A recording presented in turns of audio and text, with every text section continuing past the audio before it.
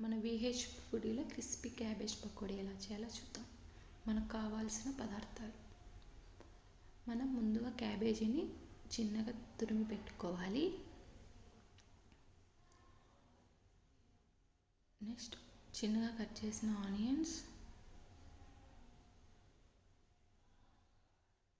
మిర్చి, 1 teaspoon garam masala, 2 spoons మిర్చి powder, తగినంత సాల్ట్, 1 కప్ శనగపిండి.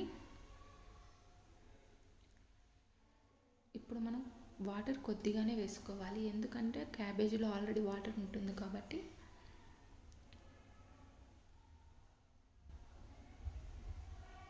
ఎక్కువ వేసారనుకోండి మళ్ళీ మనకి ఆయిల్లో వేసేటప్పుడు మొత్తం ఇరిగిపోతుంది. సో మనం కొద్దిగా వాటర్ వేసుకొని లాస్ట్లో కొత్తిమీరని యాడ్ చేసుకుందాం. ఇప్పుడు మనం ప్యాన్ పెట్టుకొని ఆయిల్ హీట్ అయ్యాక ముందుగా కలిపి పెట్టుకున్న క్యాబేజీని ఆయిల్లో ఫ్రై చేద్దాం.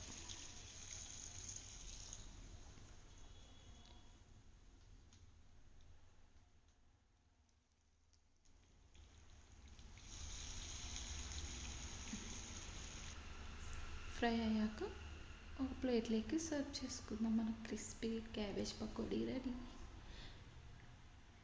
Please like, share, subscribe.